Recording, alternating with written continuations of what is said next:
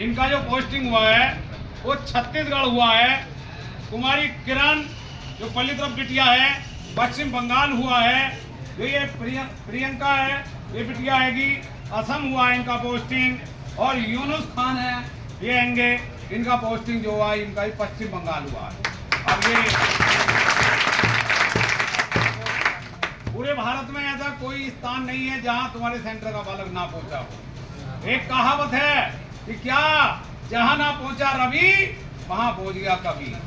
तो ऐसी बेटा भारत में कोई सी जगह ऐसी नहीं है जहां राम सिंह शॉर्टहैंड सेंटर पट्टी मोड़ा कांड का बालक स्थान ना हो। और आपको जो है मोहम्मद रफ़ी जी बताएंगे कि किस ढंग से आपको पढ़ना है, कैसे सलेक्शन लेना। नाम तो गुरुजी ने बता ही दिया। तैयारी आप सभी कर ही रहे हो। उसी में एक तो शॉर्टहैंड को लेके शॉर्टहैंड करोगे, बढ़िया करनी है। शॉर्टहैंड बढ़िया होएगी किसी भी एग्ज़ाम में बहुत फ़ायदा देगी।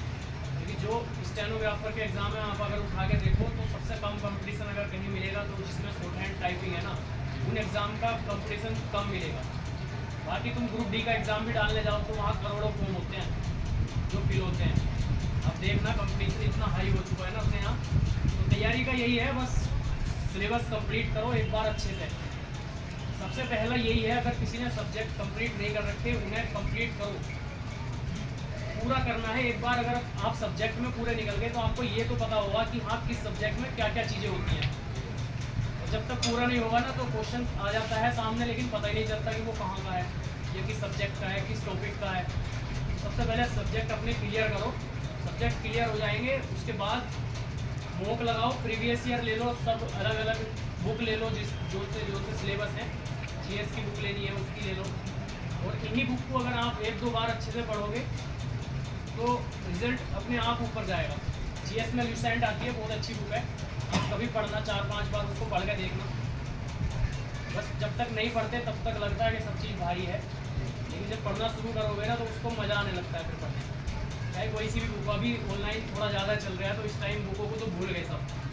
बुक किसी के बैग में मिलती नहीं है आज के टाइम। लेकिन याद मैं बता दूं, मेरा जो सबसे बड़ा योगदान है वो मेरे साथ बुक जो मैंने पढ़ी है, सबसे ज़्यादा मेरा योगदान उन बुकों का है। एक एक बुक मैंने 3-3, 4-4 बार पढ़ी।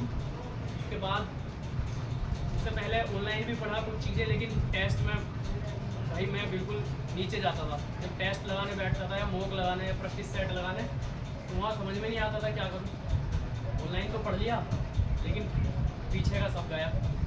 कुछ दिन तो याद रहा जब तक ताज़ा पढ़ा, जब तक मज़ा आया। लेकिन उसके बाद अरे बुक में भी तो वही है। आप बुक पढ़ के देखना, जो ऑनलाइन पढ़ा रहे हैं ना, एक बार में तो नहीं आएगा समझ में। किसी भी बुक को पढ़ोगे 2 से 3 बार पढ़ के देखना, आप खुद उनकी तरह क्वेश्चन निकालने शुरू कर दोगे। क्योंकि बुक भी वहीं से उठा के वहीं रख रहे हैं वो लोग। कोई भी मैं देखो किसी ऑनलाइन वाले की बुराई नहीं कर रहा, सब चीज़ अच्छी है अपनी जगह, लेकिन बुक का पढ़ाई में बहुत ज़्यादा इम्पोर्टेंट। एक बुक लो कोई सी भी किसी भी सब्जेक्ट की है, उसे अच्छे से पढ़ो 3 से 4 बार 5 बार, जितना जिसकी ज़्यादा कैपेसिटी है उस हिसाब से अगर आप पढ़ोगे ना तो बहुत अच्छे सब्जेक्ट बनते चले जाएंगे।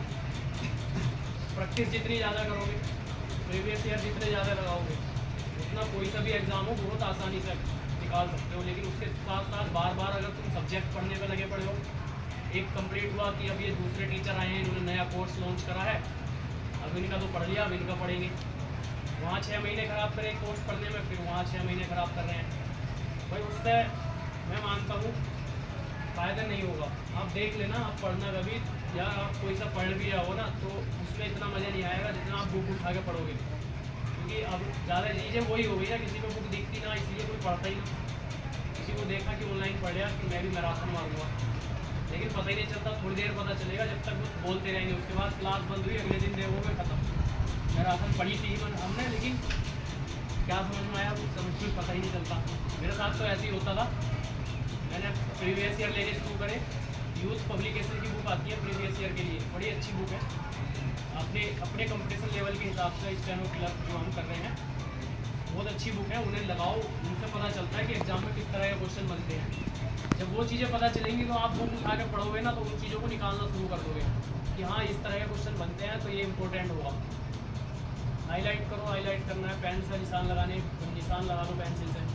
वो चीज़ें सब बहुत बढ़िया जो है इसमें कंपटीशन में बहुत बढ़िया मदद यही चीज़ करती है कि अपनी बुक पढ़ो, बार बार सिलेबस कंप्लीट हो जाए। उसके बाद बुक पढ़ो, जितनी ज़्यादा पढ़ी जाए। अब मैथ की बुक है SD यादव, होएगी आप में से काफ़ी पे, एक बार पढ़ के देखना 5 बार। अभी तो एक बार भी पढ़ने में दिक्कत होती है, लेकिन इस टाइम तुमने सोच लिया था कि इसे निकालना है, 5 बार निकाल के देखना, किसी भी एग्जाम में बैठ जाना। अगर एक आध क्वेश्चन कट गया कोई तो अलग बात है, वरना पूरे में से पूरे आएंगे। इस टाइम में नया एडिशन है ना SD यादव, बहुत बढ़िया है। बस बात क्या है कि उसे निकालते नहीं है, थक जाना है उसकी वो देख के। किताबों को अच्छे से पढ़ो, बाकी जो भी है जैसे भी सॉल्यूशन, किसी भी चीज़ के डाउट के लिए तो यूट्यूब है, गूगल है, बहुत अच्छे। अगर कहीं भी कोई भी अटक रहा है, किसी को नहीं मिल रहा कोई मटेरियल, तो वो यूट्यूब से देख लो, गूगल से देख लो, वहाँ पे सब चीज़ों को क्लियर मिल जाता है। बाकी भाई पढ़ाई करो ईमानदारी से, सब लगे रहोगे, कंटिन्यू अपना टाइम दोगे तो पक्का सिलेक्शन हो जाएगा। शॉर्ट हैंड अपनी बढ़िया रखो, उससे और जल्दी हो जाएगा।